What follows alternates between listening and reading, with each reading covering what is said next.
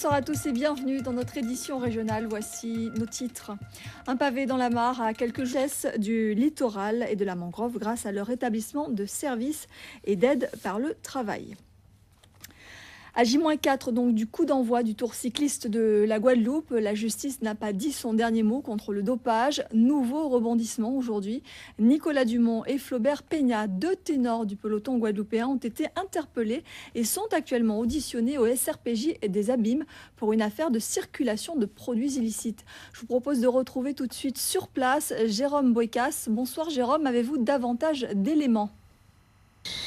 Merci Jérôme Boicas pour toutes ces précisions. Et je vous le disais donc, Harry Chelami est l'invité de ce journal. Bonsoir. Bonsoir. Merci d'être avec nous. Vous êtes donc le secrétaire général du comité cycliste guadeloupéen. Alors le dopage, bien sûr, ça touche tous les sports. Le cyclisme, malgré tout, reste particulièrement concerné. Comment le comité réagit ce soir face à cette attitude qui est tout sauf sportive ? C'est un sport très populaire, vous venez de le dire, aussi bien dans l'Hexagone qu'ici, partout ailleurs d'ailleurs. Il y a beaucoup d'enjeux, bien évidemment, pour les sportifs. Comment dissuader aujourd'hui les coureurs d'avoir recours à ce type de produit ? Peut-on réellement lutter contre cela ? On l'a vu, il y a deux personnes qui sont entendues ce soir.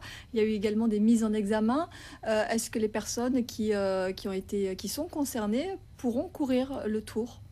Mais pour l'instant, je ne procureur de la République qui va en décider. Alors, on en saura davantage d'ici la fin de la semaine. Alors, justement, pour cette édition 2010, est-ce que vous avez mis un dispositif particulier, justement, pour la lutte contre le dopage et puis également au niveau de l'organisation ? Est-ce qu'il y a des spécificités cette année ? Et vous savez, nous sommes sur la bonne voie. Pour terminer rapidement, un mot sur les équipes, sur les personnalités, les coureurs qui seront présents à partir de vendredi. Alors, on invite le public, bien sûr, à découvrir tout cela à partir de vendredi. On en reparlera et bien sûr, le Tour, c'est à suivre sur Télé et Radio Guadeloupe. Merci beaucoup, Harry Chelami, d'être venu sur ce plateau ce soir. C'est moi qui vous remercie. Polémique à présent sur le retour de la délégation du groupe carnavalesque Cléla après un séjour à Cuba. Ses 42 membres sont bloqués depuis vendredi à Saint-Domingue, faute d'avion pour les ramener en Guadeloupe. S'ils affirment ne pas avoir de réponse claire de leur tour opérateur, ce dernier rétorque que le voyage se déroule dans les conditions prévues dès le départ. Après bien des négociations, tout devrait rentrer dans l'ordre dès 2 mois. Le point avec Steve Prudent et Michael Bastide. Depuis 3 ans et à l'approche de la période cyclonique, la Chambre de commerce et d'industrie de Basse-Terre martèle le même discours pour les entreprises de la région, un discours de prévention pour les inciter à mettre à l'abri marchandises et biens matériels. Mais les entreprises mettent-elles en pratique ces recommandations ? Élément de réponse avec ce reportage de Yasmine Alizard et d'Olivier Duflot. Nous vous présentons toutes nos excuses pour la mauvaise qualité sonore de ce reportage, un incident technique sur un magnéto de diffusion. Les vacances, c'est la détente et le repos pour certains. Pour d'autres, cette période concrétise toute une année de travail et de projets. À la plage de Babin, l'ESAT, un établissement de services et d'aide par le travail des personnes adultes handicapées, réalisait le sien. Au programme, la découverte du grand cul-de-sac marin avec sa mangrove, ses habitants, ainsi que l'île Emacou. Le reportage de Sophie Vingada-Salon et Christian Danquin. C'est l'histoire. Alors, une petite erreur de reportage, c'est de l'ambiance des vacances 2010 dont nous allons parler tout de suite. Et donc une petite immersion dans le grand cul-de-sac marin avec ce groupe d'adultes handicapés. On regarde tout de suite ce reportage signé Sophie Vingada-Salon et Christian Danquin.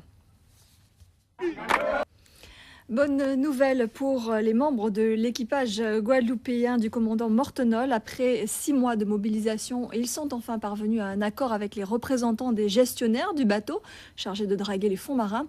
Les membres de l'équipage devraient donc rapidement pouvoir rejoindre leur famille en Guadeloupe. Le reportage en Martinique de nos confrères. Après la Martinique, direction la Guyane, où à Marépasoula, les habitants ont été partiellement privés d'électricité pendant plusieurs jours. La centrale thermique est saturée. Alors pour rétablir le courant, un nouveau groupe électrogène a été acheminé sur place, mais certains jugent cette solution insuffisante. Le point avec Océlia Cartès et Bernard Chicaté-Moibert.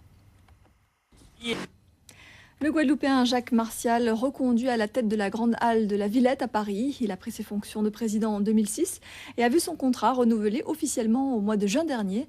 Jacques Martial, que l'on a longtemps connu comme comédien dans la série Navarro notamment, dirige aujourd'hui le 3e lieu de spectacle vivant derrière l'Opéra de Paris et la Comédie Française. Lise Dolmar. Du sport et de la tradition avec le Tour des Yoles en Martinique. Première étape aujourd'hui entre Fort-de-France et Le Diamant. Elle a été remportée par Joseph Cottrell de l'équipage du François. Le résumé signé Camille Alexandre. Deuxième étape du Tour des Yoles demain entre Le Diamant et Sainte-Anne. Record de médailles pour la délégation française au championnat d'Europe d'athlétisme qui viennent tout juste de se terminer à Barcelone, 18 au total. Mais fait nouveau, les ultramarins ne sont plus le fer de lance de la discipline. Pas même un titre sur le sprint où Aaron Urtis ou Pognon ont pourtant marqué les grandes heures de cet athlétisme français. Bilan de ces championnats avec Jean-Michel Mazerolles, Nicolas Bouige, Denis Rousseau-Caplan et Philippe Champenois. Et c'est la fin de cette édition. Merci à vous de nous avoir suivis. Dans un instant, juste après la météo, 2 épisodes de la série Castle, suivis de l'émission Enquête d'info présentée par Laura Séné. On se retrouve demain à 19h. Passez une très belle soirée sur Télé Guadeloupe.